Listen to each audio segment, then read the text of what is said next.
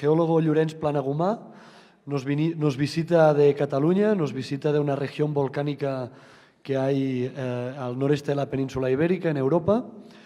Llorenç Planagumà tiene una importante trayectoria profesional pues en temas de geoconservación, en temas de patrimonio geológico y educación ambiental.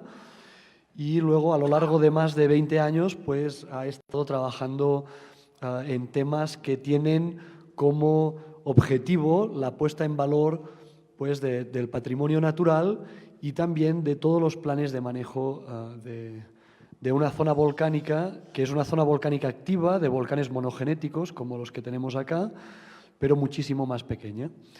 No obstante, pues ya es una zona que tiene una protección también ambiental y, bueno, Llorenç ha seguido una trayectoria importante, también ha sido asesor de gobierno en temas de geoconservación, de geopatrimonio, de riesgo y si no me equivoco, pues también ha estado en temas de asesoramiento en la Unión Europea y ahora mismo pues forma parte de una fundación que se llama Volcano Active Foundation, una fundación muy reciente, que tiene como objetivo pues, poner en el punto de mira internacional esta relación entre los volcanes y la sociedad. Sin más, pues les dejo con... ¿Para pasar? No. Vale, perfecto. Yo voy avisando, ¿no? Para pasar. ¿Vos el punter? ¿Un punter láser? Sí, sí está, si no me espabilo. Bueno, agradecer al Instituto de Geofísica de la UNAM, que pues me haya ofrecido este espacio, durar más o menos 20 minutos, la charla no va a durar más. Y no he planteado una charla muy académica, sino que es ideas puntuales de mi experiencia, sobre todo relacionando lo que está formando parte de mi última reflexión y mi último otro trabajo, y es cómo la conservación del patrimonio geológico incluso puede ayudar a la gestión del territorio. Yo formo parte también de un grupo antes se hablaba, que trabaja temas de gestión del territorio y ordenación territorial, que hay académicos, hay gente de universidad, pero sería como un grupo más informal que nos hemos organizado, que hay filósofos, hay politólogos, sociólogos, biólogos, economistas, y en este caso yo estoy ahí como geólogo. Y básicamente estamos intentando promover lo que se llama una nueva cultura del territorio, es decir, dejar atrás a veces esta manera de planificar el territorio y plantear otra forma. No voy a decir a desarrollar qué formas de planeamiento territorial puede haber, sino que ideas y después también una parte que es importante, al menos consideramos importante, que es cómo la ciudadanía, las comunidades, los pueblos tienen que participar en esta planificación territorial que demasiadas veces viene desde un despacho con muchos mapas, con el GIS, con todo, y no se tiene en cuenta esta participación popular, es decir, cómo se puede hacer una ordenación del territorio popular. Y a partir de pequeñas experiencias, soy un poco yo partidario de que muchas personas haciendo pequeñas cosas, pues al final cambiamos las cosas. Y os explicaré pequeñas experiencias que he podido participar yo, que son las que realmente me apasionan y me atraen, y que van en esta línea de patrimonio geológico y gestión del territorio. Si pasas a la siguiente. Desde aquí puedo cambiar, perfecto. Vale, perfecto. Bueno, si entráis a San Google, pues, y ponéis gestión del territorio, podréis ver que salen imágenes como estas, ¿no? En lo cual ahora se habla de energías renovables, de ordenar los campos, bosques, ciudades, etcétera, pero sobre todo los de aquí sabemos que el territorio no es así. El territorio, sobre todo, no es plano el territorio, sino que el territorio en volcanes pues tiene su relieve y tiene sus características que cuando lo intentas ordenar pues tiene sus dificultades, como bueno, en Nueva Zelanda, aquí vemos los volcanes dentro de la ciudad y tiene sus sus pendientes, que puede haber algún pequeño deslizamiento, si hay alguna erupción, pues yo creo que se ha hablado bastante antes y no me voy a extender, o el Monte Fuji, en el cual si hablas de ordenación del territorio, ahí como los japoneses incluso gestionan los parques naturales a través del Feng Shui, o sea que tienen una ordenación casi perfecta, muy minimalista, una ordenación del territorio a su manera. O en las Islas Canarias, en España, que también tienen un tipo de territorio pues, para cultivar la vid, con unos muros de roca volcánica, etcétera, etcétera. O sea que el territorio es complejo, es diverso y tiene bastantes casuísticas para poder gestionarlo. No hay una receta única con la cual digas esta es la mejor gestión del territorio. Lo que sí que una mala gestión del territorio puede ofrecer, pues, esto se ha comentado antes también, problemáticas en caso de erupciones, por ejemplo, que si con una mejor gestión del territorio y un mejor conocimiento de los riesgos de esta zona, pues a lo mejor no pasarían cosas como estas, de emisiones de lava que se cruzan o gente que está sometida a una caída de cenizas por una erupción y por ahí incluso parece que haya como un lahar. Pues bueno, todo esto con una buena gestión del territorio, un buen conocimiento, se puede mejorar. O otros que no son volcánicos, como estos vertederos de basura, como nos encontramos en nuestro territorio, que donde había un banco de materiales, pues era un agujero ideal para verter toda la basura de la zona, con los problemas de contaminación, etcétera, etcétera. Todo esto forma parte de esta gestión del territorio. O zonas como este es el cráter de las 7 luminarias, ¿no? Que antes tenía agua, ahora no tiene agua, se tendría que analizar también, a lo mejor tiene que ver seguro que tiene que ver con gestión del territorio, pues poder conservar este patrimonio geológico. Todo esto es una introducción, una previa, para después hablar cómo, partiendo de la base de la conservación del patrimonio geológico, pues se puede ordenar mejor el territorio. Y aspectos, estos son como más tangibles, y aspectos intangibles también pueden servir para ordenar el territorio. Por ejemplo, haciendo caso a la filosofía, que es lo que viene, pues Kant ya decía que había dos tipos de manifestaciones que nos gustaban. Una era lo bello y el otro lo sublime, ¿vale? Lo bello, sencillamente, es a nivel de gestión del territorio puede ser los campos monogenéticos, son bellos, son asequibles, te puedes pasear, puede ser un tipo de gestión. En cambio, los volcanes centrales muchas veces son sublimes. Es esa belleza que nos gusta, pero a la vez también nos asusta. Y eso tiene que tener factores diferentes también en la gestión del territorio. Y es interesante incorporar filósofos en estos temas porque te hacen reflexionar. Este es un gráfico, este es uno de los espesos que he puesto en la... Pero bueno, básicamente se basa en lo que estoy trabajando. Lo rojo sería la geología, que es la base, el sustrato de lo que viene después, ¿de acuerdo? Que hay unos valores geológicos que se pueden conservar, que sería el patrimonio geológico, también tiene una geodiversidad en el territorio que estamos trabajando, unos riesgos geológicos que se han hablado bastante. Encima de la GEA tenemos pues, ya los sistemas naturales, los suelos, que en zonas volcánicas son fértiles, una elevada biodiversidad, que en zonas volcánicas por la fertilidad de los suelos, unido al clima, pues también suele ser más elevada que lo normal, y riesgos naturales no asociados a la GEA.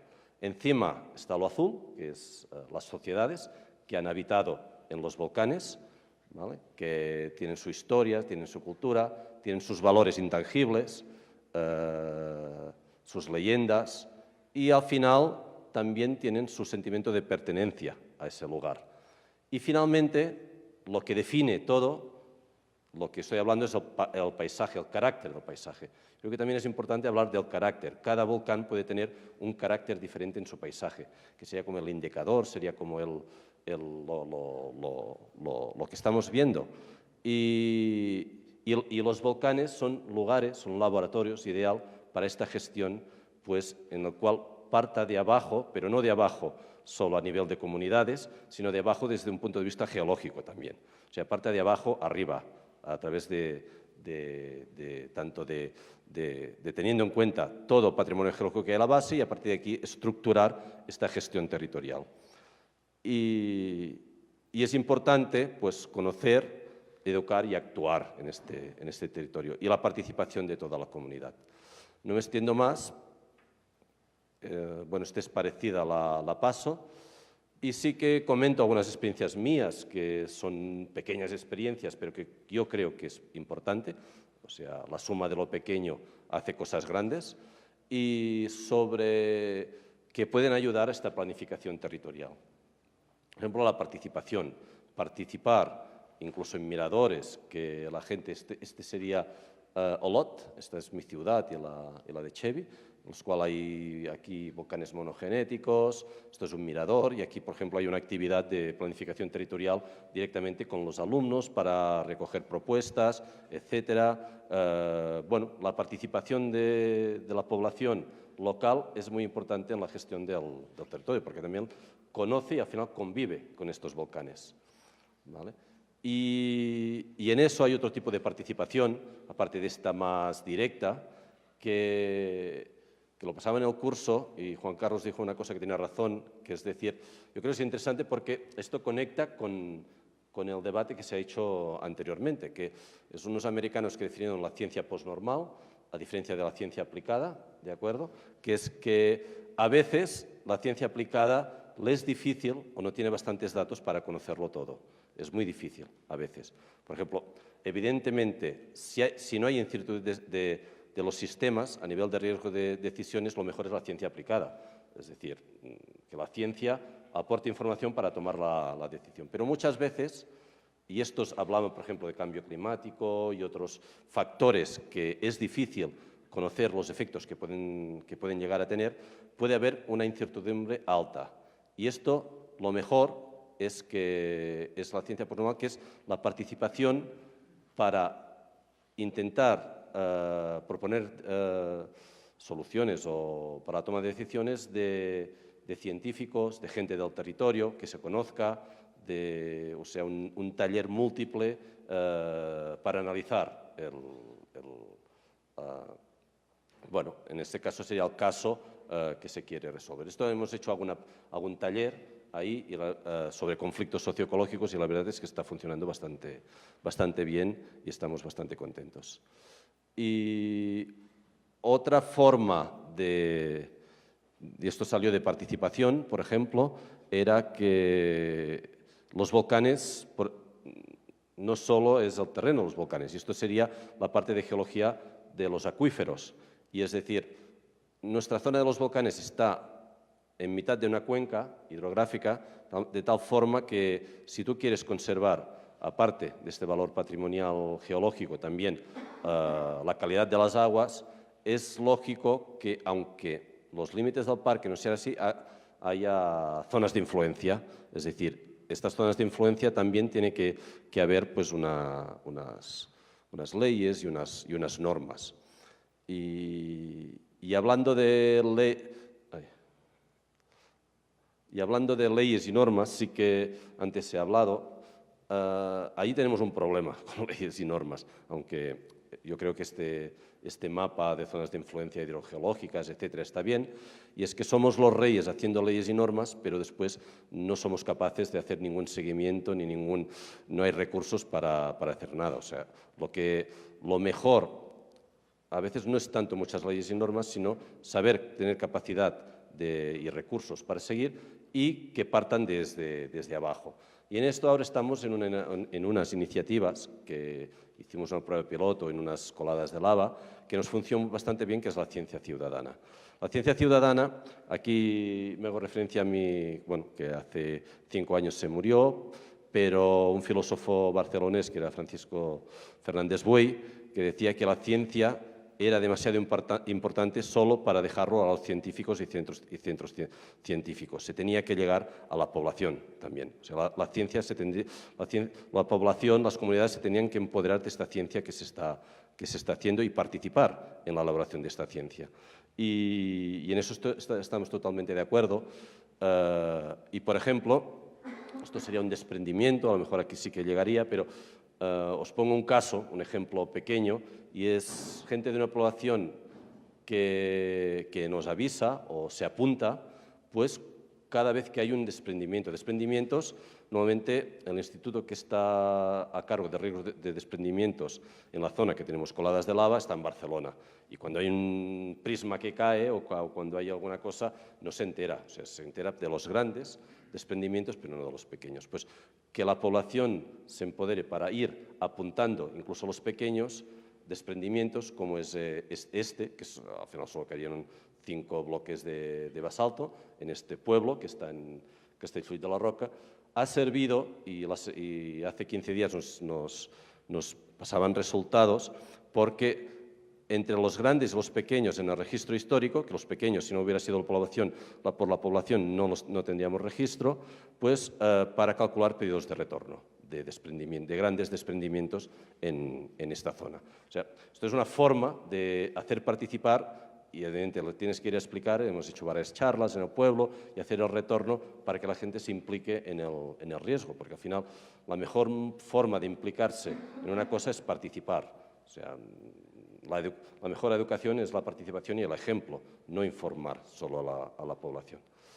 Y otra experiencia de ciencia ciudadana que realmente ha funcionado bastante bien, tenemos unas lavas que ya había bueno, se decían hornitos, en realidad hemos visto que eran como pequeños volcanitos desarrelados encima de las coladas, los que se llaman els roles volcanicons, que son, allí los llamamos tussols, y toda la comunidad, hay como unos 1000 habitantes, pues tanto las escuelas como la asociación de vecinos, como toda la comunidad, se ha implicado en intentar hacer una cartografía de estos hornitos, que por la ciencia siempre se había descrito uno y ya está. O sea, no interesa, no es un tema de nivel científico para hacer una publicación, etcétera. Pero sí que es interesante para el patrimonio geológico y que la gente se implique. Y sobre todo es interesante porque habían pasado desapercibido. Esta sería toda la zona de lavas, que además hay campos de cultivo pequeños, etcétera, donde aquí se ven los montículos. Y esto es en los años 60 y esto es la expansión urbanística, de tal forma que ya hay patrimonio geológico aquí que se ha perdido. Interesaba que la gente lo veía más por un tema de conservación y no de ampliación urbanística. Y por eso hemos hecho este programa. Aquí se ve cómo para hacer estas urbanizaciones pues estaban explotando estos pequeños tussols, estos pequeños volcancitos que están encima de la cola de lava. Esta foto es de los años 40 y al final hemos hecho un inventario interesante, pero lo bueno es que aún nos llaman y dicen, yo creo que en mi casa tengo uno, ven a ver si es interesante o no es interesante. O sea, participaron de los 1000 habitantes, participaron 250 en este inventario. Y hicimos un librito que cada uno conserva en su casa y esto está bien. Yo creo que forma parte de esta gestión del territorio a través de Ciencia Ciudadana. Esta es una de las charlas que hicimos en un local de vecinos. Las escuelas también se implicaron, las escuelas locales. Y al final, no tengo de esta zona, pero sí que tengo de otras zonas. Al final de todo, elaboramos material interpretativo, paneles, para que la gente pueda interpretar las erupciones, etcétera, con diferentes idiomas. Estos son 2 paneles que hemos elaborado. Tenemos la suerte que hay un geólogo que sabe dibujar, además es muy buen geólogo, mejor que yo, es un geólogo de campo, Robert Martínez, y hace unos dibujos sensacionales, este geólogo. Pero, claro, esto, como este dibujo de la erupción del volcán del Croscat, con la relación con esto es como un mar del Santa Margarita, no tiene sentido, yo pongo este iceberg, o sea, estos paneles no tiene sentido elaborarlos y ponerlos si antes, evidentemente, tiene que haber un trabajo científico, en esto son los institutos y los centros de investigación, junto con las comunidades que tienen que participar, una ciencia ciudadana, una educación, una participación comunitaria y, al final, una mejora del territorio. O sea, al final, poner un panel es la punta del iceberg de todo un trabajo que tiene que haber previo en el territorio y en la zona, como sería un iceberg. Y, bueno, muchas gracias por vuestra atención y eso, os he comentado así como pinceladas de temas. Evidentemente, en gestión del territorio a veces hay causas, erupciones de lavas que sí que se pueden prever, pero que, bueno, que como pasó en el Paricutín. Bueno, muchas gracias y...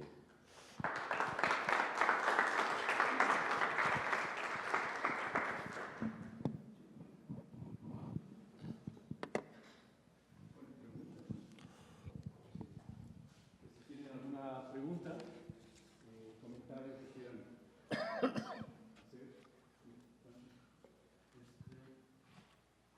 Me parece que es importante un tema que incluso se tocaba en el tema de debates, que es la relación de cómo incluso pues, con una serialización de la persona que menos de protección civil, de cómo los trabajos científicos parecería que no tienen tanta incidencia, y lo señala usted también ahora,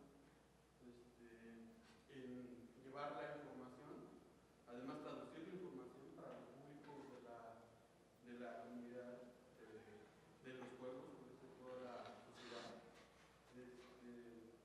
Y además que a mí se me hace súper importante, justo porque ligaría los planes de acción de los protocolos a seguir para casos, porque lo vemos, ¿no? La gente, por este mismo sentido de propiedad que usted también señala, muchas veces no puede, hace, o sea, cuesta trabajo que haga caso a las señalaciones gubernamentales de las acciones que hay que hacer para no nada más eventos volcánicos, ¿no?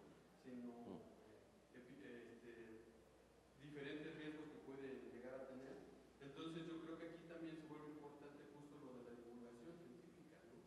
Y ver desde su perspectiva en qué punto estamos en ese sentido de la divulgación científica, cuánto contacto tenemos y qué tan importante es, qué tanta gestión pareciera haber de parte de nuestras instituciones universitarias y los institutos de investigación, que pues es de donde, digamos, parte una de las bases más importantes para desarrollar después toda esta relación con los programas de conservación y pues, los protocolos que tengan que desarrollar ya las partes gubernamentales, digamos. Sí, respecto en México no sé cómo está, en todo caso a lo mejor alguien lo puede contestar al tema de la divulgación científica, totalmente de acuerdo, o sea, lo que comentabas, la previa. Y lo que sí que es importante reflexionar es que la divulgación o mediación científica, esta persona que se pone entre las comunidades y la ciencia, muchas veces no tiene que ser un científico. Es decir, casi es un perfil determinado que tiene que tener, evidentemente, esta parte de ciencia, conocerla, pero también tiene que tener esta parte de sociología, antropología, y a lo mejor es una figura para los estudiantes que hacéis y que después, a lo mejor a través de un máster, se puede crear.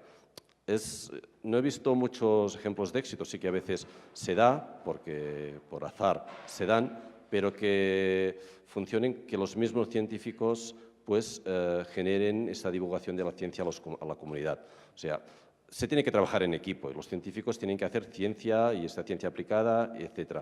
Y después tiene que haber gente que esta ciencia, que tiene esta parte que la puede conocer y transmitir, que es que esta parte de transmitir y hacer participar a la población tiene que ser diferente que los científicos. Bueno, no sé si te he contestado, ¿no? Pero... y en México no sé cómo está, no. Bueno, no sé, por ejemplo, ahora con lo de las redes sociales, pues hay una tendencia de generación de divulgadores científicos. Yo creo que, pues, si bien no pueden llegar a donde tienen que llegar, yo creo que es un inicio, yo creo, ¿no? Desde mi perspectiva, que también no sería importante, yo creo, sí de la parte de las universidades, comenzar a tener esta concientización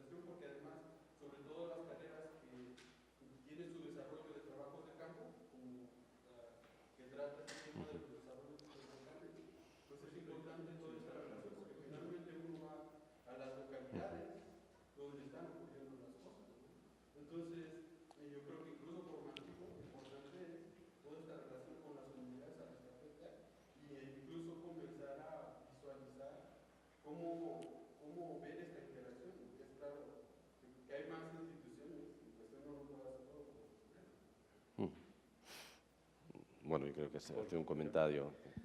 Bueno, creo que estamos conectando ya con lo que sigue. Efectivamente, si quieren, podemos dar inicio a, pues, a la mesa redonda. ¿Tú quieres hacer una pregunta? Sí, claro. Adelante, por favor.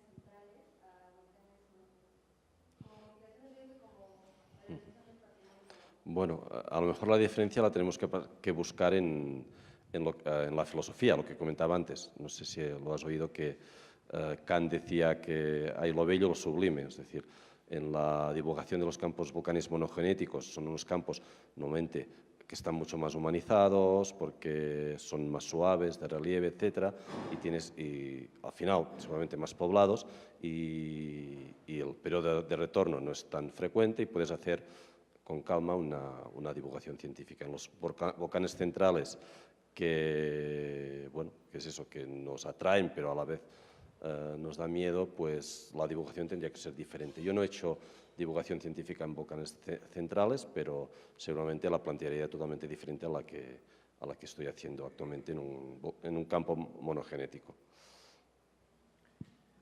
Yo quisiera hacer una pregunta, aprovechando la última, tal vez. Hablemos de ciencia ciudadana, ¿no? Tú la mencionaste y, bueno, por como la mencionaste, parecía como si fuera la alerta de encontrar que estuviese sucediendo el fenómeno y que se alertara al científico. Por supuesto, esto no es ciencia ciudadana exactamente, pero quería ver si pudieses como aclarar un poco quizás a todos para ti qué es ciencia ciudadana y cómo va, cómo lo están haciendo ustedes. Bueno, en realidad, ciencia ciudadana parte de otras disciplinas, o sea, la geología sí que parte de disciplinas de... Ahí tenemos experiencias en ríos, por ejemplo, en calidad de ríos, donde cada año hay voluntarios que viven cerca del río que analizan la calidad del río. Esto sería un ejemplo, ¿no? A partir de indicadores tanto biológicos como químicos. Y esto pues se lleva a los científicos y a partir de aquí se pueden hacer unos mapas y detectar cuando un río está contaminado o no. Esto sería ciencia ciudadana siempre que haya retorno, es decir, que no se utilice solo para lo que dices, avisar y todo. Tiene que haber una parte de rendición de cuentas y retorno hacia estos voluntarios. En caso de volcanes sí que a lo mejor puedes hacer observadores de riesgo, pues no sé, se podría intentar trabajar en estas metodologías también, pero a mí lo que me interesa más es la aportación de información del conocimiento que tienen del territorio, pues cómo te ayuda a avanzar en la interpretación de los volcanes, o en ese caso de las coladas de lava. Esto yo lo llamo ciencia ciudadana, a lo mejor no es... y son diferente gente, observadores, ¿no? Cada pueblo tiene sus 8 o 9 que les gusta y todo, y que vas ahí, te acompañan al campo y bueno, están trabajando contigo y etcétera. Yo esto, bueno, lo llamo ciencia ciudadana porque están participando en la caracterización directamente de los volcanes monogenéticos que tenemos. Muy bien, sí, Hugo, por favor.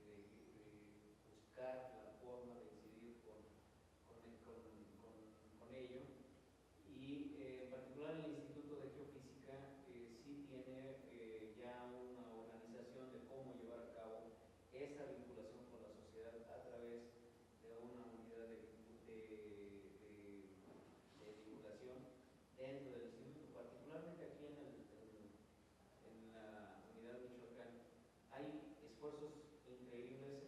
La muestra es el volcancito que está acá afuera. O sea, se ve ese impulso, y esto me permite mencionar que recientemente se anunció la publicación de un aplicativo. Próximamente va a aparecer a través de la tienda UNAM. Es un aplicativo que se llama Sismos y Volcanes, en el que tratamos de enseñarle a la gente cosas relacionadas con los sismos y con los volcanes. Hay un problema con este proceso de apropiación del conocimiento por parte de la sociedad.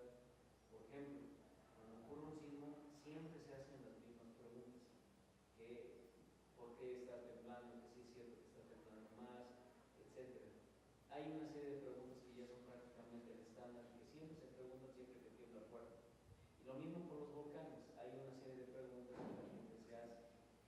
Y aquí la conclusión a la que llega uno es que algo nos está fallando de cómo hacer llegar esa información, porque cada vez es lo mismo, volvemos a decir exactamente la misma explicación, y tenemos que buscar otras formas de llegar a la población.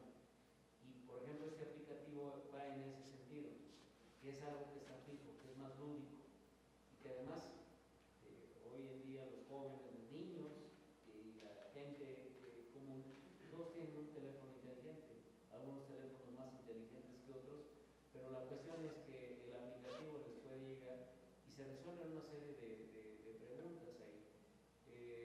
Yo ya lo tengo aquí porque tengo la versión beta, pero pronto va a estar en la tienda de la UNAM de software, y se va a tener acceso a ella, y tiene unos elementos así curiosos. Por ejemplo, los volcanes, ustedes tienen el teléfono y les calcula la distancia a la que se encuentra el volcán.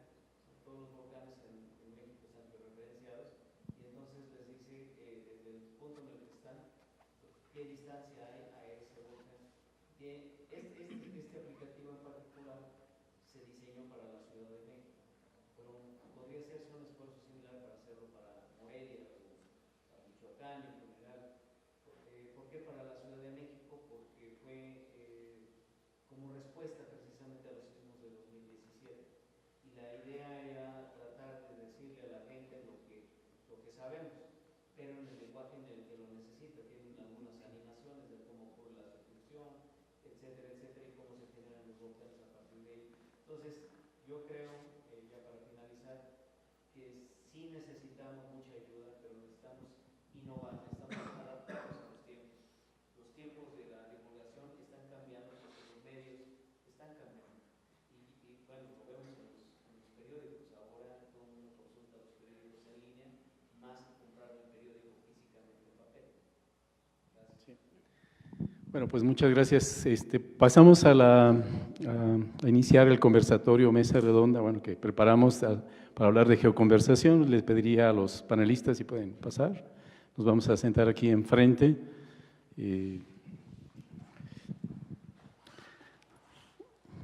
Acerca de la dinámica que vamos a seguir, es pues un poco diferente a la que se siguió en la mesa anterior. En este caso, ¿no nos falta alguien? ¿El antropólogo? No va a venir, no va a llegar. Nos hacemos juntitos aquí.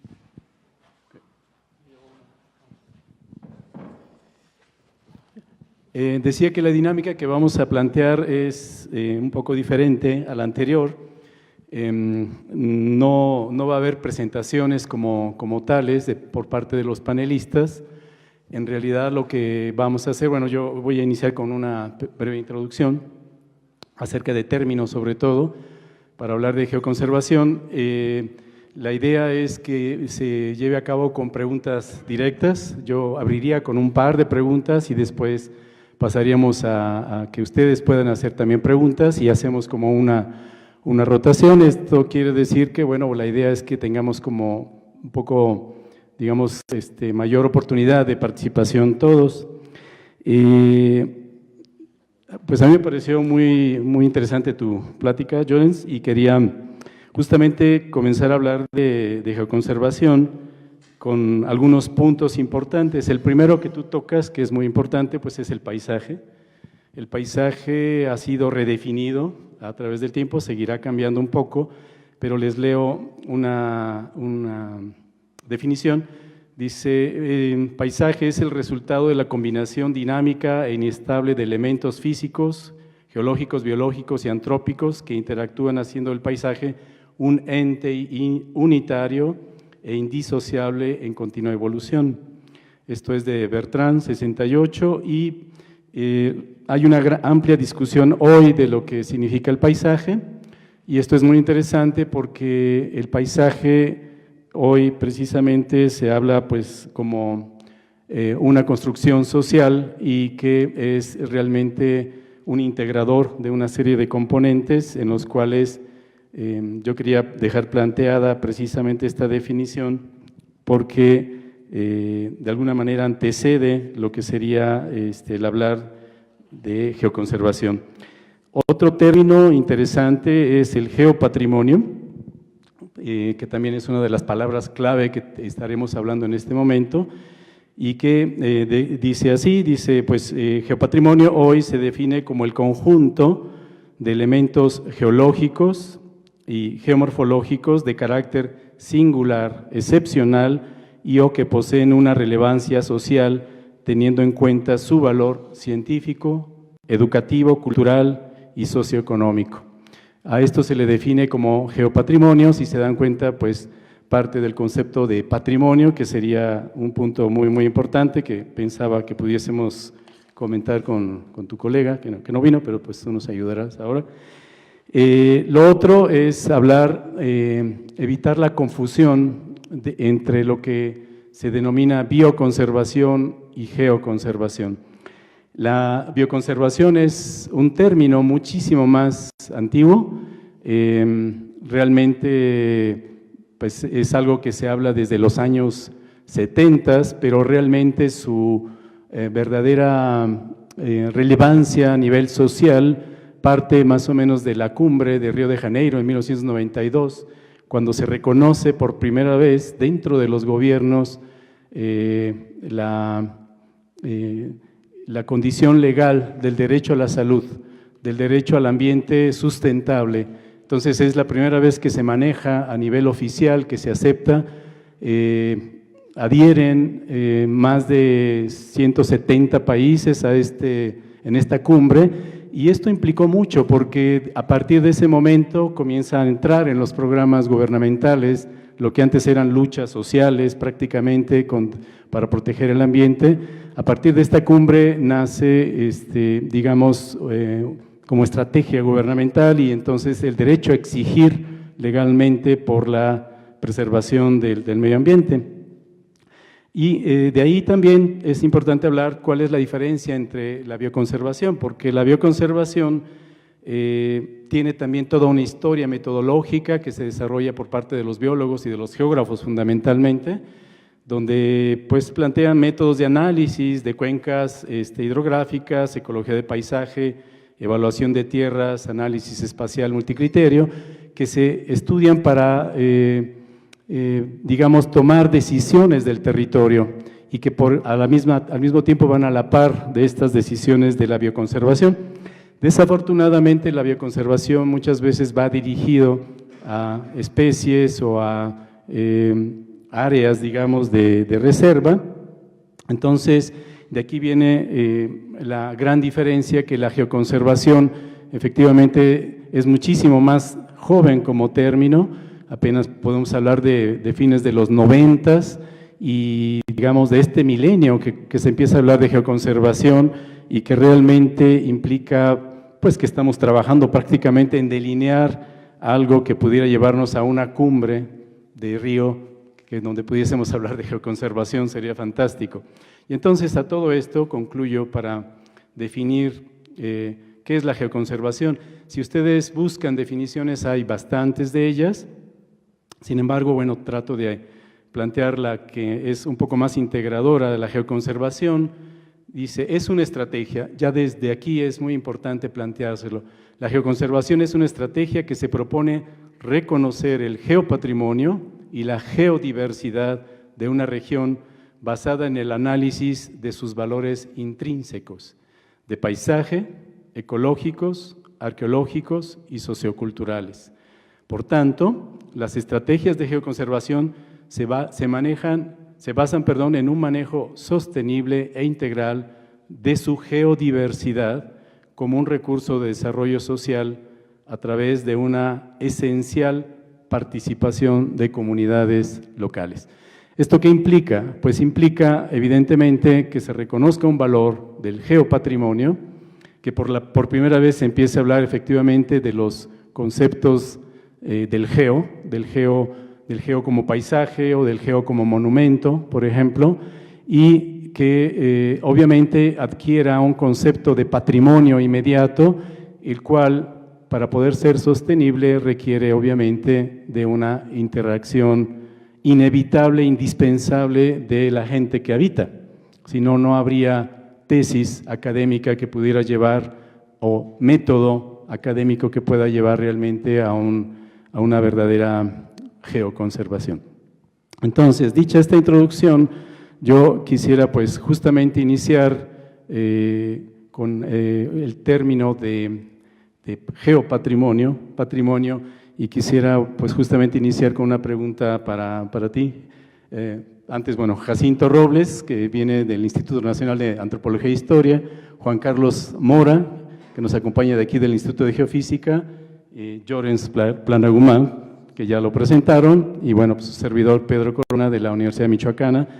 La primera pregunta que yo quisiera hacerte, Jacinto, se refiere acerca de cómo es tan joven el término de geopatrimonio, y como el INAH, a pesar de que es una institución que ya tiene mucho más años, pero este término no sé cómo pueda realmente vincularse desde el punto de vista legal. Entonces, en dos vertientes me gustaría, si nos puede responder. La primera es, ¿cómo se comprende hoy el geopatrimonio en el INAH como institución y cómo está procediendo, cómo está trabajando el geopatrimonio a nivel estatal y nacional?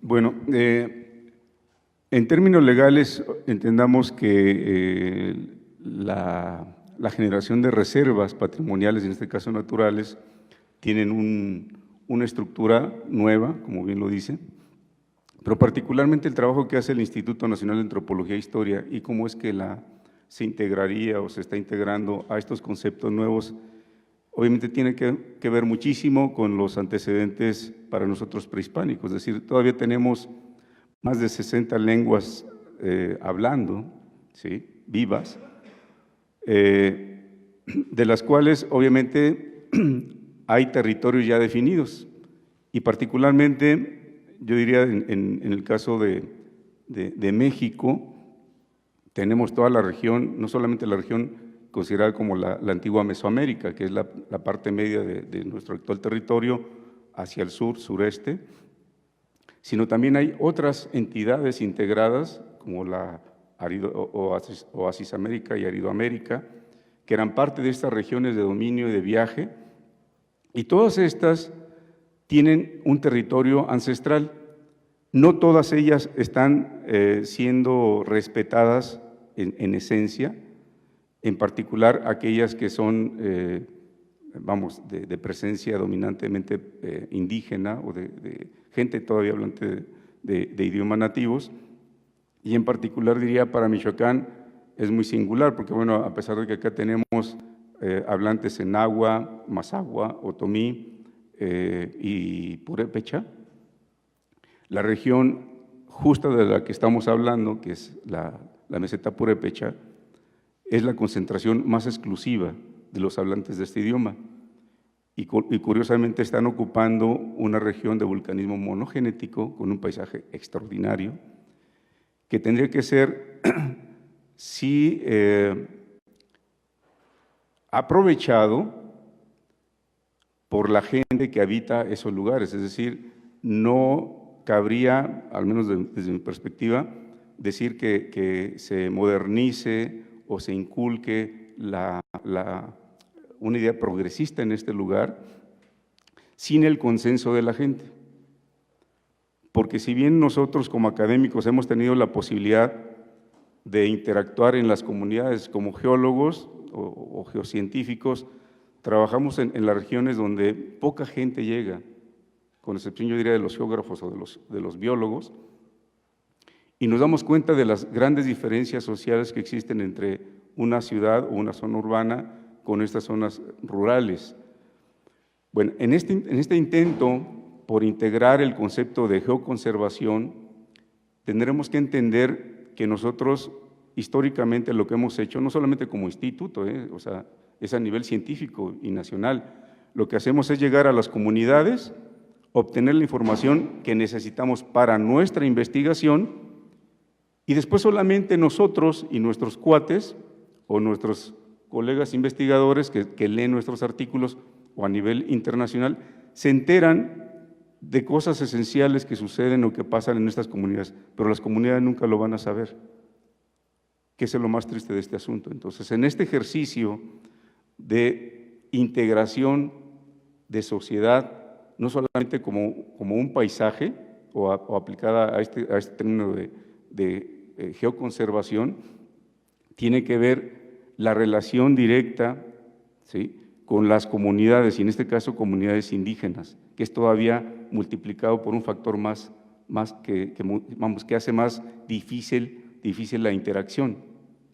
Lo podemos hacer tal vez entre nosotros en español, pero si nosotros tratamos de llevar esta información al purépecha o al otomí, pues nos va a costar muchísimo más trabajo. Entonces, yo creo que, vamos, un poco para cerrar el círculo de la pregunta, ¿qué hace el instituto? El instituto ha hecho durante 80 años muchísimo trabajo de campo y curiosamente hace casi lo mismo que todas las instituciones de investigación. Se trae toda la información y la publicamos de manera elitista para nuestra gente, pero no regresamos con esta información para decirle, mira, fíjate que ya detectamos que tu comunidad tiene una enfermedad genética de tales características. Y para poder resolverla tendrías que modificar la alimentación o hacer tales actividades, etcétera, etcétera. Eso, si no tiene un regreso o un impacto hacia la sociedad, creo que estamos haciendo trabajo en vano, ¿sí? Y en particular, en el caso de la meseta purépecha y los purépecha, que son los que habitan esta zona, deberían de estar conociendo, bueno, ellos lo conocen perfectamente, tienen un paisaje extraordinario, que lo disfrutan solo ellos, pero cuando la gente de fuera llegamos y reconocemos estos valores, decimos, ¿por qué no se hace una zona para conservar, para preservar, para educar? ¿Sí? Pero entendiendo que esto requiere de una comunicación directa, es decir, yo no podría llegar a una comunidad y decirles desde la academia de qué se trata un volcán monogenético, después decirle, fíjate que puedes aprovecharlo porque puedes generar cabañas, puedes hacer esto, puedes hacer lo otro, sin antes discutirlo con ellos, porque yo no sé si ellos estén de acuerdo antes. Entonces, esta parte de la relación para la geoconservación, ellos lo saben, ellos lo conocen y lo aplican de manera natural, saben hasta dónde cuidar. De hecho, hay áreas protegidas por ellos mismos, porque han encontrado los mecanismos de conservar y preservar el paisaje, el espacio, y que también se transforma en una forma de sustento. Para nosotros es todavía un poco más complicado, ¿sí? Hablar de la geoconservación, vamos, no es que todos hablemos solamente español. O sea, en México es más complicado todavía cuando uno observa que esto tiene un potencial altísimo y que la gente podría aprovecharlo, ¿sí?, para su beneficio, no para beneficio de uno, para su beneficio. Bueno, pues hay que hacer más trabajo de acercamiento, de comunicación y sobre todo llevar las palabras adecuadas a estos espacios o a estos foros donde, insisto, no es el mismo idioma. Y lo vemos cuando alguien de estas comunidades se acerca con nosotros o en grupos, primero hacen consenso entre ellos, para poder transmitir o saber transmitir en español lo que ellos quieren hacernos entender. Entonces, yo creo que si uno pretendiera en algún ejercicio, pensando en un proyecto de mediano o largo alcance en estas comunidades, se requiere absolutamente la comunicación y sí del trabajo de antropólogos sociales, lingüistas, para poder hacer una buena traducción, abusados, porque esto es muy interesante y muy importante. La traducción mala de una palabra puede hacer que corran a la gente o hasta los linchen.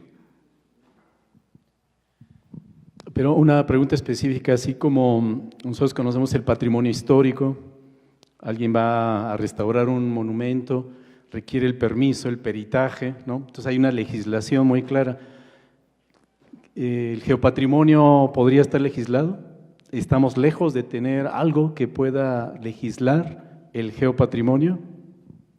¿Y sería el INAH o quién es desde tu punto de vista? Bueno, legalmente hay atribuciones que se adjudican a diferentes dependencias. El INAH tiene el resguardo, obviamente, de todo lo que es el patrimonio paleontológico, arqueológico, monumentos históricos, incluidos documentos, y obviamente la parte de investigación, restauración, conservación y difusión del patrimonio cultural. No sería, creo, desde mi punto de vista, el más indicado, pero sí puede aportar muchísimo. ¿Por qué? Porque en la intención de saber el volumen, primero, de superficie que tenemos, hablamos, por ejemplo, de 400 kilómetros cuadrados, donde tenemos más de 250 estructuras de volcanes monogenéticos, tenemos alrededor de 170 sitios arqueológicos registrados, solo uno de ellos abierto al público, tenemos más de 120 monumentos históricos desde el siglo XVI hasta el siglo XIX y una cantidad brutal de riqueza entre artesanía, tradiciones orales, que son las que se pueden integrar, es decir, montar encima de una estructura diferente al INAH. El INAH no creo que sea el medio que tenga que legislar sobre esto. Entonces ahí, pues acuérdense que para la gente que hace explotación minera, pues hay una legislación minera y hay una entidad que se encarga del desarrollo del territorio. Entonces el instituto tendría solamente esta parte coadyuvante como para encadenar, y sí, el tener los inventarios, creo que es algo muy importante que ya se había dicho aquí en algunas de las pláticas. No podemos valorar algo si no tenemos el inventario de todo esto. Pero en específico para legislar sobre la geoconservación, no es el instituto, desde mi punto de vista, el indicado. Sí se puede enganchar perfectamente, pero no sería. Muy bien, pues sí, por favor, nos volteamos de este lado para…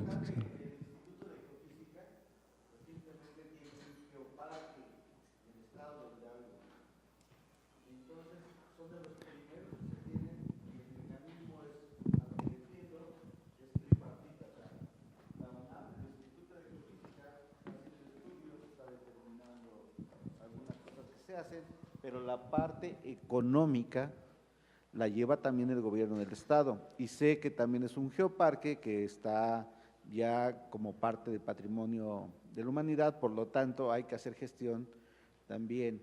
Lástima que no está el doctor Hugo, porque ellos llevaron, tienen… Juan Carlos. Pues Juan Carlos, me estás con… Bueno. Ahorita va a ahondar, yo creo, ¿no? Sí. No, es que es el que tiene los detalles. Sí. Sí. Muy bien. Miren, yo les pediría si hacemos las preguntas concretas, muy breve comentario o nada, mejor una pregunta para aprovechar precisamente a los panelistas. Entonces, si tienen alguna pregunta, por ejemplo, ahorita en relación con geopatrimonio, patrimonio, yo tengo una para hacerle a Llorens acerca del geopatrimonio en España y acerca de la legislación precisamente, pero antes dar oportunidad a ustedes, por favor, si hay alguien que quiera preguntar algo. Sí, por favor.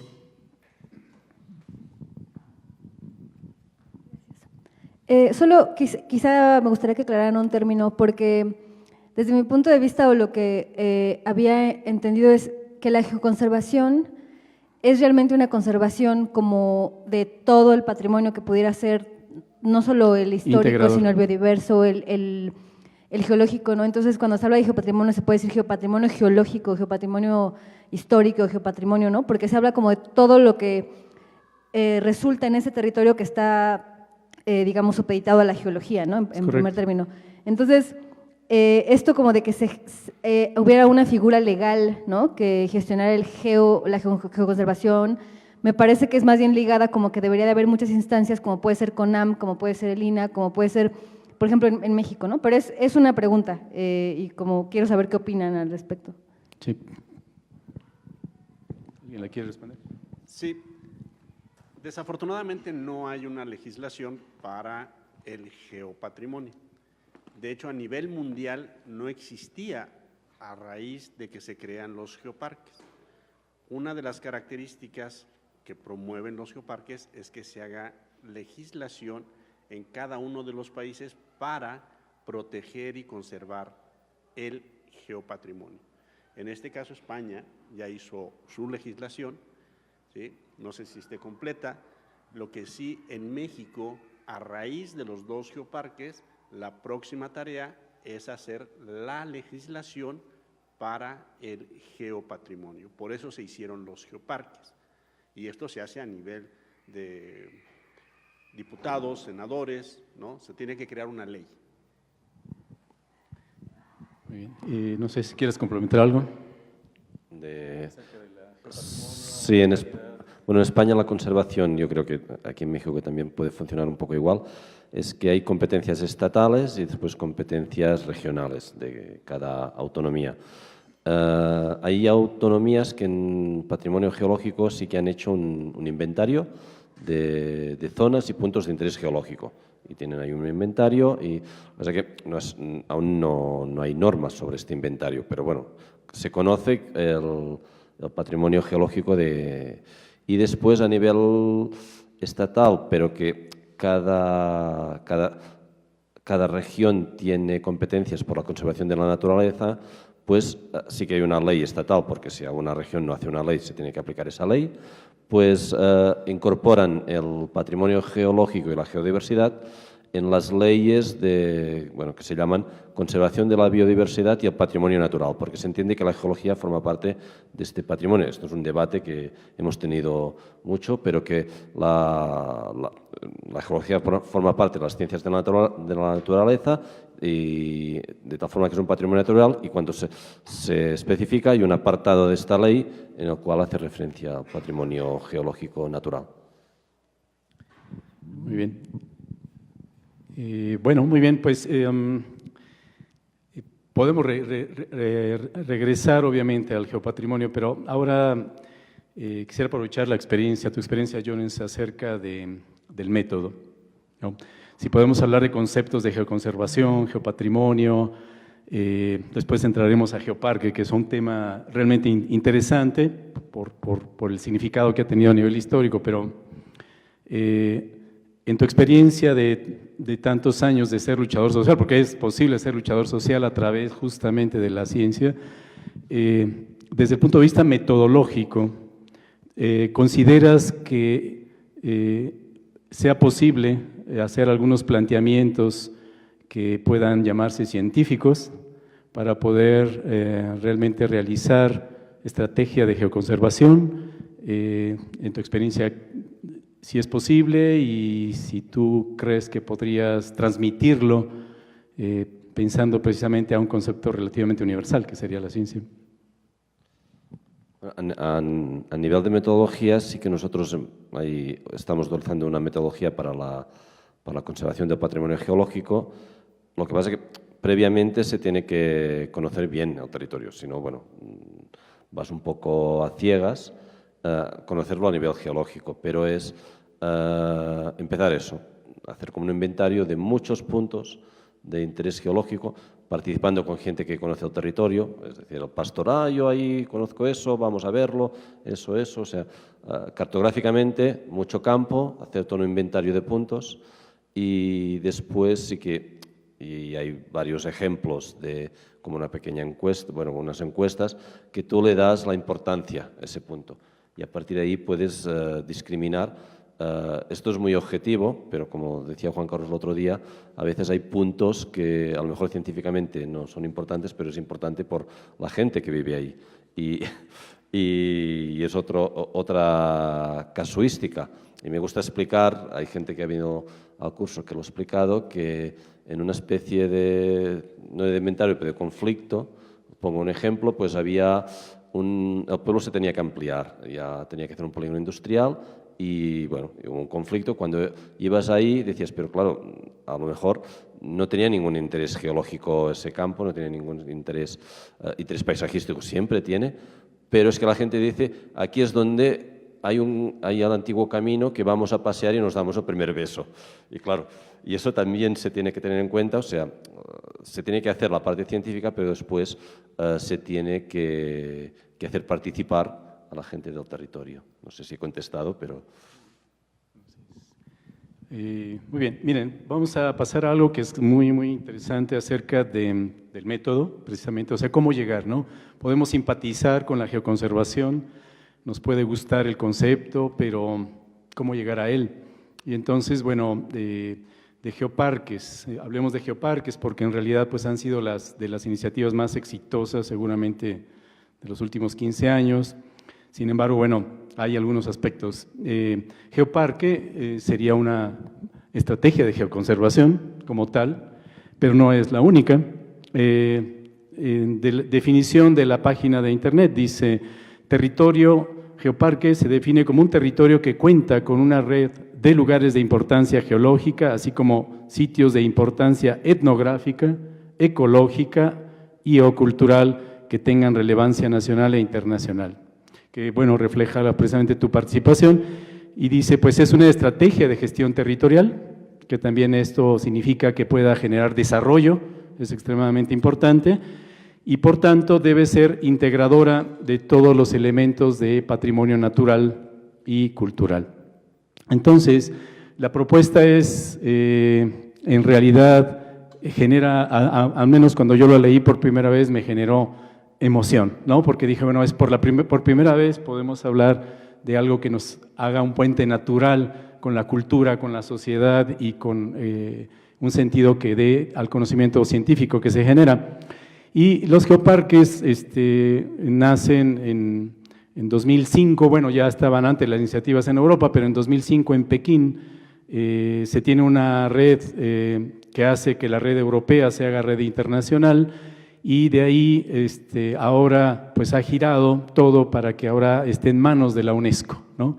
La UNESCO es quien determina si da el reconocimiento de que una área, porque es una área la que puede ser determinada como geoparque.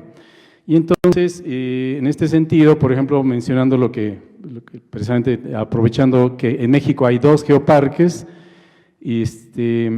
una pregunta que yo te haría directamente, porque bueno, pues ya tú trabajaste en todo este proceso para el reconocimiento, yo lo sé bien, generaron el expediente, que fue un expediente completamente diferente al de Yanguitlán.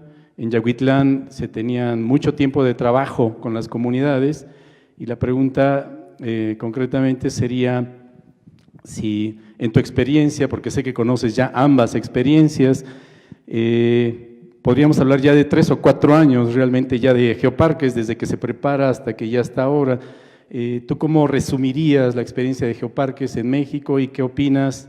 A pregunta expresa, si crees que la UNESCO, que tiene su puente con Secretaría de Relaciones Exteriores, por lo tanto hay que hacer la gestión con los gobiernos, y entonces hay un problema de comunicación directa entre gobierno y gente, hay una separación directa entre lo que es el gobierno y los programas sociales, entonces, ¿no crees que la UNESCO podría ser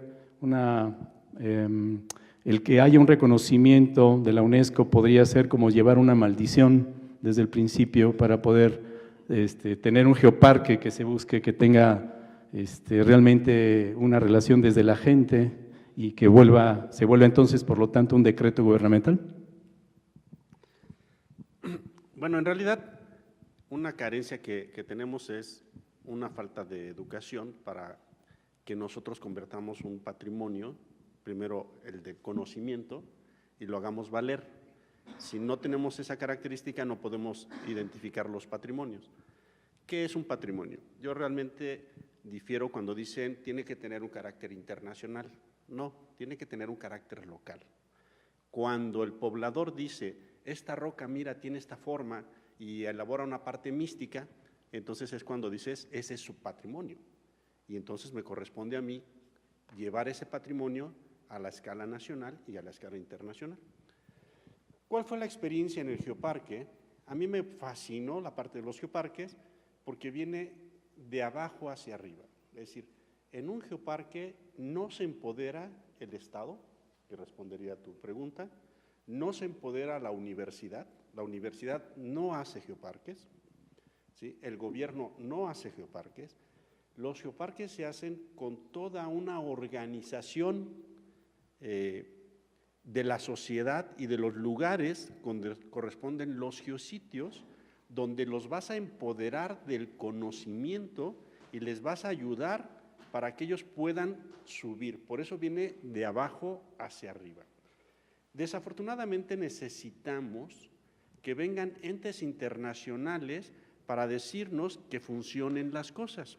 En un geoparque se pretende que sea una célula, un área, donde las cosas que ahí deben de suceder sean crecimiento, desarrollo sustentable y sostenible de la población. Entonces, por eso no hay geoparques en Latinoamérica, porque creen que se debe de hacer desde arriba para administrarlo de abajo. No, tiene que generarse de abajo, organizarse y mandar la información. Ese fue el éxito del Geoparque Comarca Minera Hidalgo, que después de 4 años que estuvimos trabajando con la sociedad en campo, con las comunidades, logramos hacer toda la documentación para poderla llevar a la UNESCO y que la UNESCO nos lo aceptara. Bueno, yo nada más aquí hago un comentario, esto sobre la maldición de la UNESCO, ¿no? Fíjense que es interesante porque el que alguien esté mandatando y obligando a cosas que la gente no quiere también se vuelve en un efecto de rebote y de impacto negativo. Aquí en Michoacán tenemos un antecedente muy triste que es el de la pirecua, es un canto tradicional de los purépechas. Resulta que cuando la UNESCO determina a partir de decisión de un funcionario, ¿sí?, que tiene reconocimiento a nivel mundial y es patrimonio intangible de la humanidad, creó más mal que bien, y resulta que la gente a la que nadie consultó fue la que fue a enfrentarse contra los pocos 4 o 5 personas que fueron consultadas para esta declaratoria.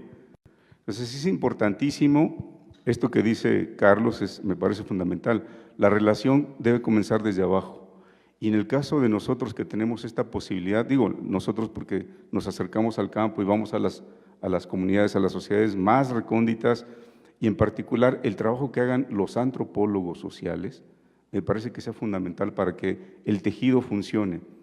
Si estamos hablando de esta temática en relación a algo que se pretenda materializar, hay que tener muchísimo cuidado. O sea, sí sabemos del valor y de la importancia que tiene la meseta purépecha, por ejemplo, como un elemento que puede ser un hilo conductor, y en particular Paricutin puede ser un eje conductor de una ruta de volcanes en la meseta purépecha, ¿sí?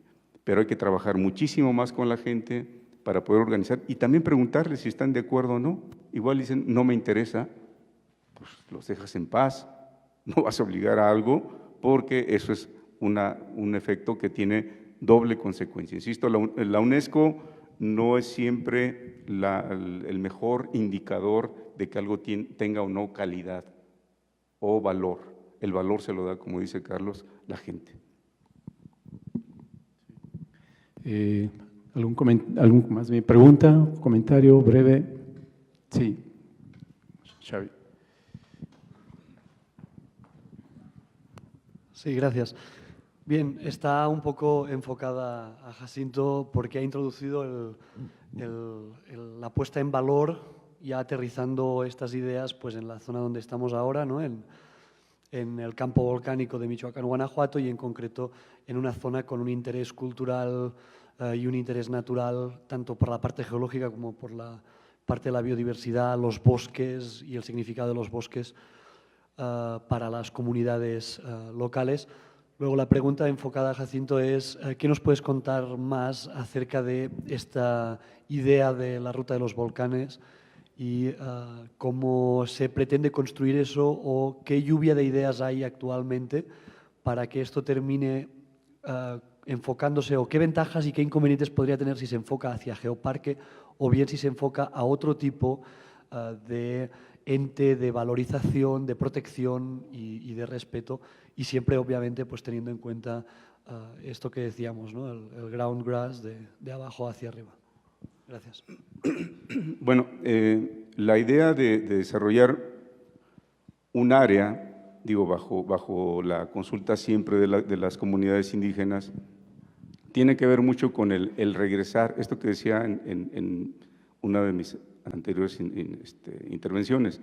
Generalmente lo que hacemos es ir, tomar la información, nos venimos a la ciudad y nunca más vuelven a saber la gente de nosotros, más que nosotros seguimos produciendo y generando investigación o trabajos a nuestro interés.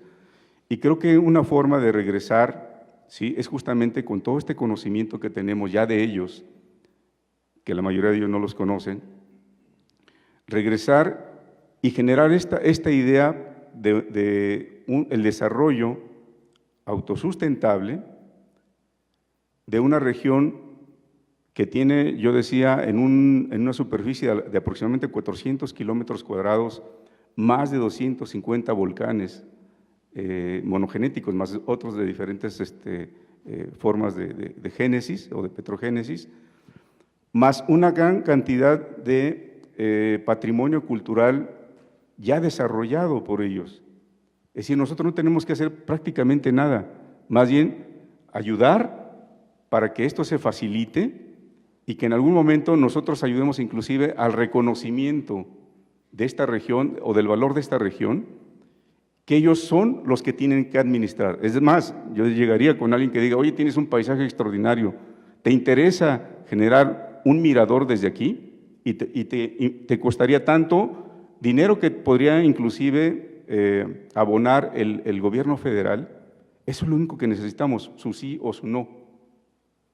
Porque todo lo demás ya está establecido, de verdad. Si nosotros, no sé si ya se fue el cácaro, ¿quién lo estaba proyectando? Ya se fueron.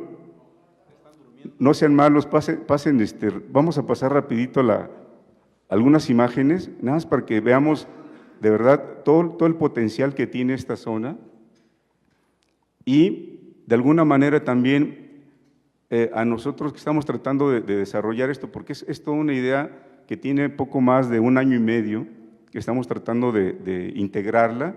No hemos tenido tiempo por diferentes razones de meterle los nodos o los nudos necesarios para poder… No seas malo, pónmela desde la segunda, por favor. Nada más para pasar rapidito, perdón, me voy a extender aquí, como dijo Jacobo Saludowski. Les voy a quitar un poco de su tiempo, pero creo que valga la pena.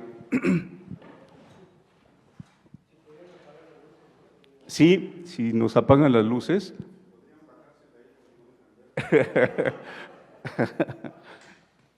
Bien, ahí está. Bueno, esta es una imagen panorámica de algunas de las estructuras monogenéticas que son fabulosas y extraordinarias en esta zona. Les decía, tenemos alrededor de 250, un poquito más, y que integradas en este modelo paisajístico, pues tenemos un panorama de verdad poco visto en otras partes del mundo. La siguiente, por favor. Las tradiciones culturales son algo fabuloso, ya establecido, decía, y está aquí el caso de la Pirecua, que creó un conflicto muy fuerte y que está vivo todavía, precisamente por la declaratoria que hace la UNESCO. La siguiente, por favor. Digo, entre tantos elementos de riqueza cultural que tenemos en esta región. La cocina tradicional mexicana, reconocida por la UNESCO en 2010, parte del paradigma de la comida en Michoacán. La siguiente, por favor. Tradiciones como la Noche de Muertos, declaradas igualmente por la UNESCO como patrimonio inmaterial. La siguiente. El juego de pelota purépecha, que es una tradición que todavía se practica en el Estado y es de verdad todo un fenómeno social y cultural. La siguiente, por favor. Tradiciones como estas, modificadas, adquiridas. La siguiente. Una tradición alfarera increíble en la zona, con variedades de todos tipos, de todos usos, tanto para ornato como para uso cotidiano. La siguiente, tradiciones enseñadas por Tata Vasco en su momento y de las cuales, bueno, ustedes saben que se hizo una película a propósito del Día de Muertos, de la Noche de Muertos y del uso de la guitarra. La siguiente, por favor. Tenemos, les decía, más de 100 sitios arqueológicos, los cuales por seguridad nacional no se dan a conocer. Pero Tingambato, que es una de las estructuras, bueno, la estructura más importante, la que se muestra ahí, es un sitio arqueológico abierto al público, está también dentro de esta zona. La siguiente, por favor. El patrimonio histórico de época de la colonia es extraordinario. Solo este tipo de artesones se encuentran en Michoacán, curiosamente, y algunas réplicas que se han encontrado en el norte de México fue porque se llevaron a mano de obra de aquí de Michoacán para formar las misiones en el noroeste de México. La siguiente, por favor. Bueno, son algunos de los detalles que se pueden encontrar en estas obras del siglo XVI al XIX. La siguiente. Y bueno, pues la misma forma de trabajo de desarrollo de las comunidades con el uso del tejamanil, que le llaman, que son obras extraordinarias. Estas no usan un solo clavo en su estructura. La siguiente, y que se están tratando de recuperar de esta manera. Digo, no es la mejor forma, yo luego les platicaré si les interesa cómo es que lo hicieron, pero finalmente es rescatar este patrimonio que tiene más de dos siglos de antigüedad. La siguiente, por favor. Y algo que bueno que pretendemos justamente es cómo reforzar todo este valor cultural, todo este patrimonio, integrarlo dentro de un concepto que pueda ser validado y tal vez ni siquiera, no tiene por qué ser reconocido por la UNESCO. Yo pensaría reconocido por nosotros los que estamos fuera observando esta riqueza, porque la riqueza la conocen ellos, sin embargo, no ha sido capitalizado este valor. De verdad, ustedes o nosotros cuando nos acercamos y vemos la pobreza en la que vive la gente, consideramos que no es justo. Deberían de tener más que eso, y no tanto porque se vuelvan millonarios. Creo que tan solo por el reconocimiento mínimo del trabajo manual que hacen. La siguiente, por favor. Bueno, pues aquí tenemos parte del eje central de esta propuesta, que es el Paricutín, con las ruinas del templo de San Juan. La siguiente, por favor.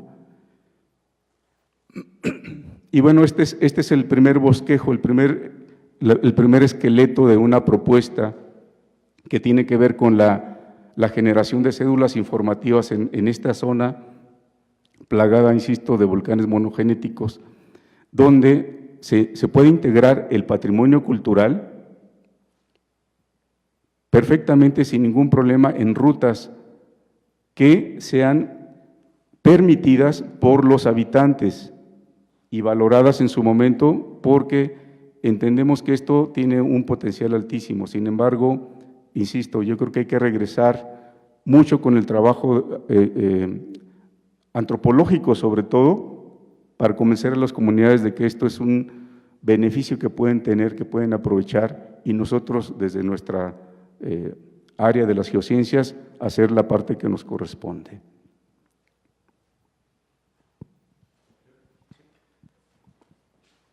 Muy bien, pues si quieres subir, Juan Carlos. Pues si tienen un comentario o pregunta para el ponente. Bien. para Jacinto acerca de este proyecto. Sí, Giovanni, por favor.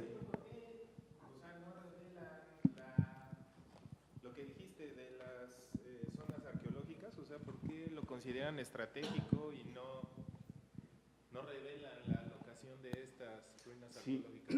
Bueno, eso tiene que ver mucho con... Él tiene una voz muy fuerte, sí se escucha, ¿no? No, pero se está transmitiendo en vivo, sin el micrófono. Ah, ya, perdón. Miren, nosotros todavía como sociedad no somos maduros y no tenemos la capacidad, maduros, o sea, nos falta mucho como sociedad para poder valorar el patrimonio cultural que tenemos. ¿Y qué sucede cuando se abren las puertas a esta información? Suceden muchísimas cosas y la más grave es el uso ilegal de este conocimiento para poder saquear. Y después tenemos en mercados europeos o de Estados Unidos, sobre todo, la venta de materiales o piezas arqueológicas extraordinarias que salieron de los lugares donde nos atrevimos en algún momento a hablar o a decir o a describir. Ese es el gran riesgo. Cuando la gente seamos maduras y reconozcamos que es nuestro patrimonio y que lo tenemos que cuidar, entonces seguramente que esto será para todo público, con la conciencia de que el día que llegue algún malandrín a querer saquear, lo van a denunciar o lo van a detener. Ese es el gran riesgo. O sea, finalmente no es que sea un top secret así, o sea, hay información que tiene que salir al público en su momento, pero no es ahora el mejor momento, en el caso específico de sitios arqueológicos. Pero ¿tú crees que esa estrategia es la adecuada? O sea, en lugar de ir adelante y ser propositivos y educar, en lugar de eso resguardar y no te digo dónde está, o sea, porque digo, yo sé que todo se traduce en dinero, pero el INAH no tiene la capacidad de orquestar algo para educar y conservar. Sí, sí lo hacemos. Generalmente lo que se hace en las comunidades es trabajar los museos comunitarios. Y esta es la forma en la cual las sociedades reconocen su patrimonio y lo cuidan. Entonces, esa es la dinámica que nosotros aplicamos y que nos ha funcionado. Pero piensa tú que en Michoacán tenemos ahora mismo más de 2,000 sitios arqueológicos registrados. No puedes hacer museos comunitarios, no puedes tener 2,000 porque es imposible organizarlos, controlarlos, hacer cédulas, hacer una serie de información que tienes que trabajar con la comunidad. Entonces, esto es de a poco y ustedes si se dan cuenta, digo, ahora mismo podríamos hablar de más de 25 a 30 museos comunitarios que ustedes de pronto van a lugares recónditos y dicen, ¿qué hace un museo? Bueno, ese museo es generado cuando la comunidad está consciente de que tienen un patrimonio valioso y se acercan al instituto. De otra manera, el instituto no puede hacer a la inversa, no puede forzar la máquina. ¿Sí? Lo que hacemos es registrar, conservar y en algún momento lo hicieron algunos arqueólogos. Es tanto el material arqueológico que se obtiene de estas excavaciones que de pronto se tiene que volver a enterrar georreferenciado, porque no tiene la capacidad ahora mismo para hacer investigaciones. Digo, es una lástima porque finalmente todo esto cuesta. Y el Estado, vamos, en su ejercicio de hacer madura la sociedad, ha cometido errores y ahora mismo los estamos padeciendo. Cuando se creyó, por ejemplo, digo, hago una analogía, nada más para que entendamos por qué es riesgoso esto. Cuando el gobierno federal decidió darle la información de los planos a los municipios para que supieran dónde pasaban los ductos de gas y de petróleo, ¡plap!, se colapsó. Entonces, espero que esta analogía nos ayude a entender por qué no se puede abrir estos expedientes así de manera tan libre. Muy bien, bueno, pues yo aprovecharía siempre tu presencia, Llorens, aquí. Me gustaría, el Estado español es uno de los países que tiene más geoparques, ¿no?, en Europa. ¿No? ¿Y cuál es tu opinión de los geoparques y si nosotros quisiéramos hablar de las estrategias de geoconservación, algún comentario acerca de justamente la diferencia entre un geoparque, geoconservación y la historia que ustedes ya han tenido. Tengo escasa experiencia en geoparques en España. Sí que he podido participar más, porque lo he visto pasar del lado, al menos en 2 o 3 geoparques que se han creado en el Estado español. Y es como todo, ahí que sí que están creados de abajo hacia arriba, pero después es que estoy muy de acuerdo en que a veces no es...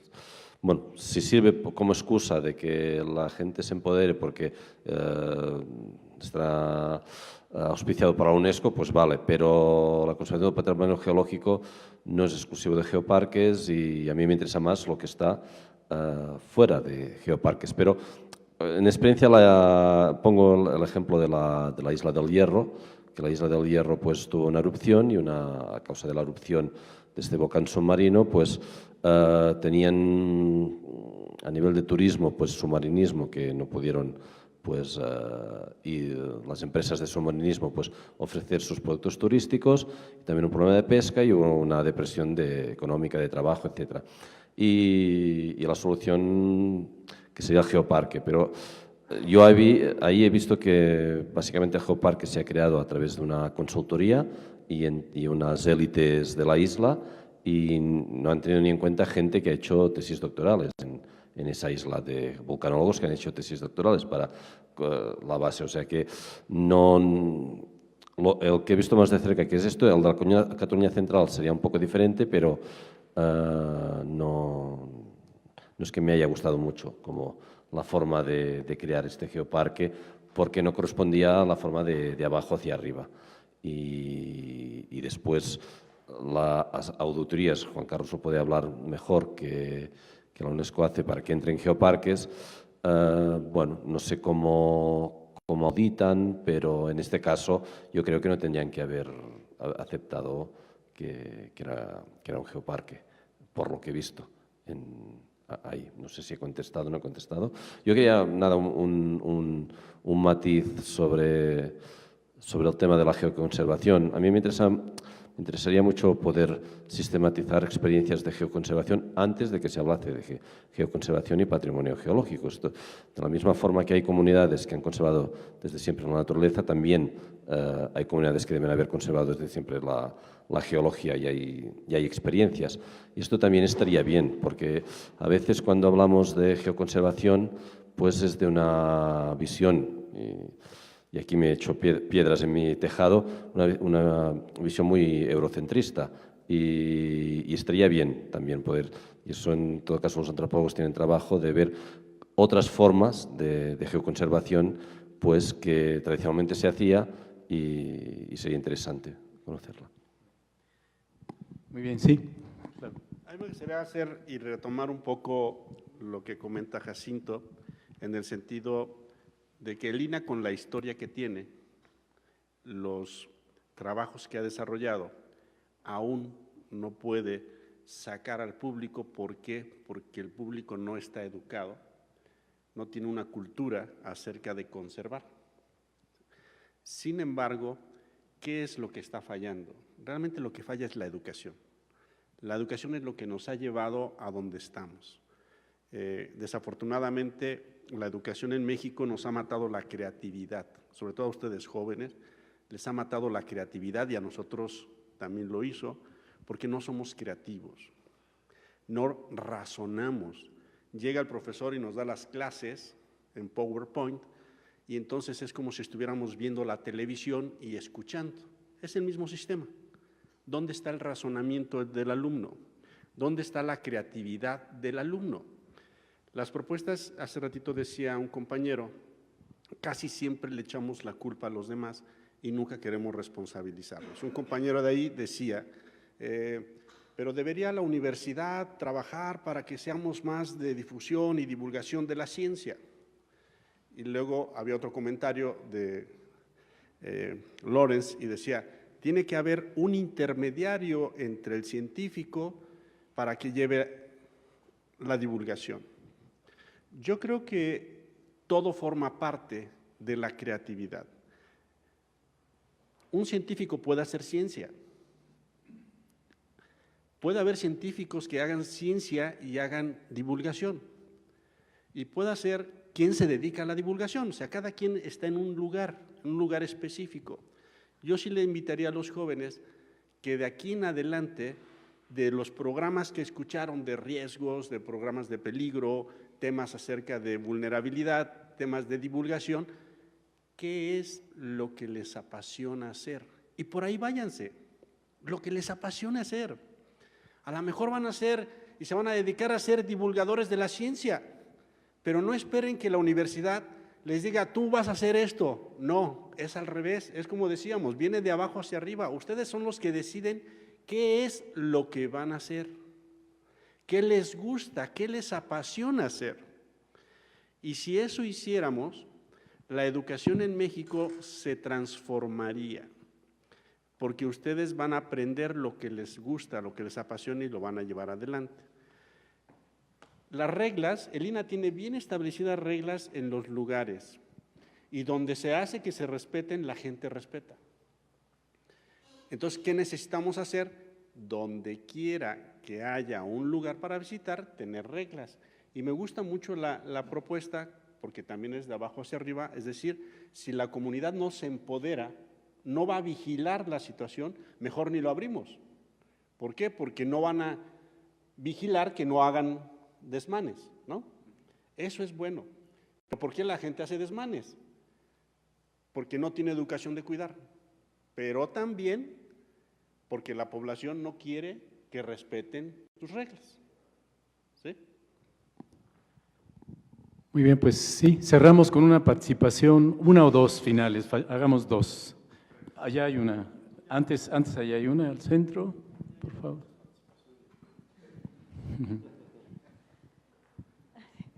No, gracias, creo que yo también llevo muchas participaciones. Retomando lo de la exposición del proyecto, o sea, normalmente la forma más común de hacer turismo en México es como estos elementos que se han resaltado por programas nacionales o por tradición incluso, en el cual la gente va icónicamente en el lugar, retoma este punto, este mirador, esta iglesia y ya, ¿no? Entonces, en ese sentido me parece que el proyecto es como una propuesta de un turismo mucho más integral en el que resalta otros elementos a veces tangibles o intangibles del paisaje, ¿no? Y mi pregunta, o digamos propuesta es, ¿por qué desde el punto de vista de la geología considerar solo el cono central o como eje central del proyecto Alparicutín? Digo, entiendo la importancia geológica, histórica, ¿no? Pero finalmente el puntualizar los otros 1.198 o 99 conos que hay en el territorio michoacano podría ser incluso una medida de mitigación del riesgo, ¿no? Si yo al turista que va sin ningún objetivo quizá de didáctica, simplemente va a observar lo que encuentre en su ruta de turismo, le estoy también informando que hay muchos más volcanes de ese mismo estilo y tipo, ¿no? Entonces, la pregunta es como si hay algún tipo de propuesta o vinculación en términos de los vulcanólogos de aquí del instituto, ya haciendo este resalte sobre el proyecto. Sí, bueno, no sé si me pasas, por favor, la primera imagen, por favor, el título. Nada más esas 20 que tengo, no es cierto. No, está bien, está bien. No, solamente para decir que este no es un proyecto del INAH, este es un proyecto que hemos venido trabajando con los compañeros precisamente del Instituto de Geofísica y de la Universidad Michoacana. Inclusive ya hay toda una propuesta museográfica para un espacio donde se pueden exhibir al aire libre fotografías que ustedes vieron acá en Los Caballetes. Ese tipo de fotografías podemos exhibirlas. Es una de las propuestas. Finalmente, les recuerdo esto que acabo de decir. Tenemos poco más de 1 año y medio tratando de maquinar algo, tratando de darle cuerpo, y cada vez encontramos más detalles que tenemos que afinar nosotros antes de llegar con una propuesta de orden federal inclusive. O sea, es decir, me queda claro que si nosotros hacemos la gestión, el gobierno federal le va a parecer fantástico. Y hago una analogía con esto. La ruta Maya, para su conocimiento, surge con el eje central de Cancún. ¿Sí? La intención era darle más proyección a Cancún, Sin embargo, el atractivo que se convierte ahí más fuerte para enrollar o enlazar son los sitios arqueológicos de la zona maya, incluido Belice y Guatemala. Entonces, así. No, la siguiente, la anterior, por favor, anterior, eso. Nada más ahí, bueno, aparecemos quienes hemos estado trabajando en esta propuesta, que no es todavía un proyecto completo, estamos todavía haciendo algunos trazos para poder materializar.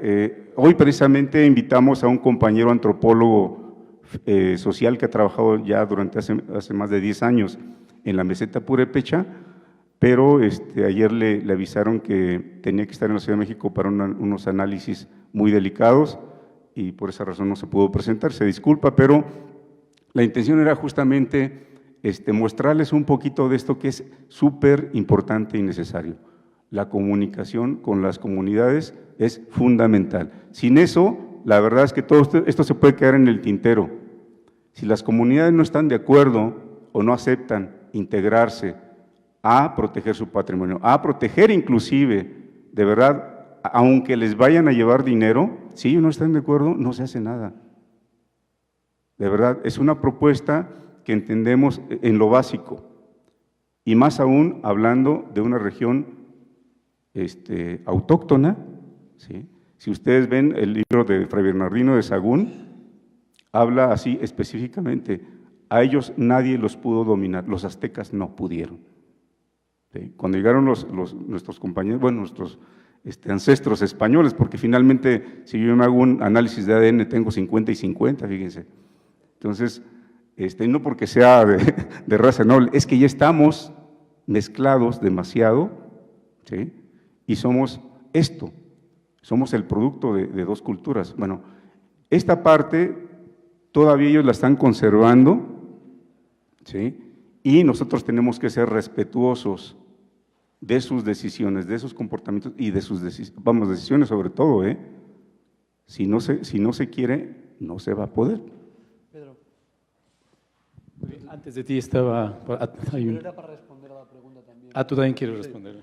Sí, me gustaría también responder un poco a la pregunta muy enfocada a por qué elige el Paricutín y no cualquiera de los otros. Bueno, un poco también vinculado a lo que decía antes Juan Carlos, el hecho de que sea algo local, pero que desde la academia a veces se facilita el hecho de que se llegue a lo internacional, en el caso de la meseta purépecha, el Paricutín ya es internacional.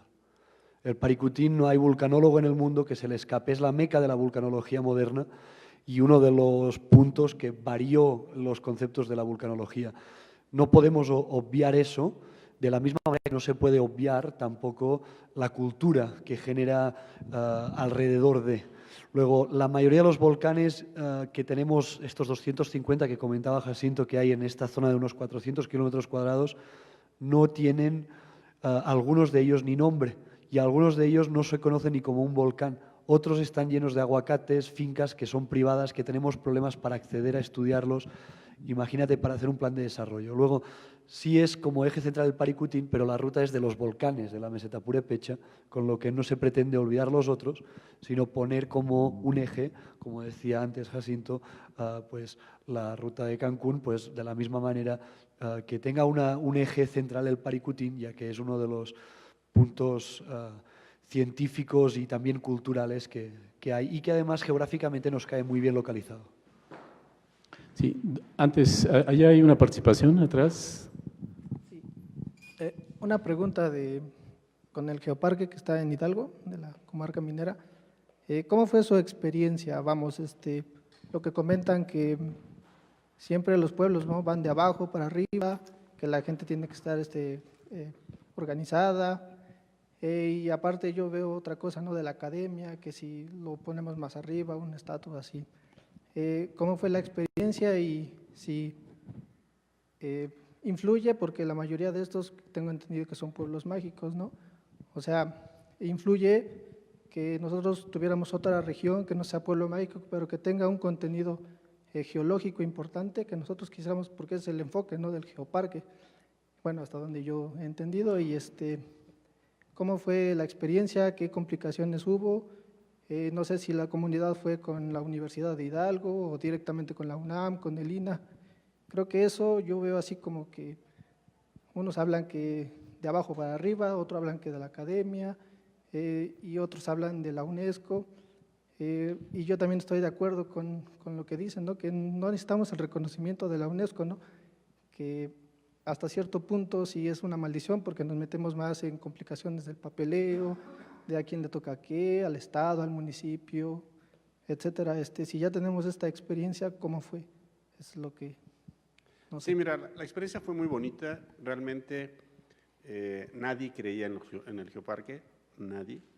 Solamente fuimos un grupo que iniciamos, trabajamos con la comunidad. La comunidad siempre nos decía, ¿y cuánto me va a dar la UNESCO?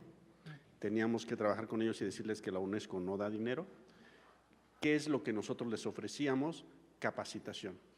No nada más en geología, capacitación para meseros, tenemos alianzas estratégicas para si daban un servicio de comida, capacitar al mesero que daba la comida.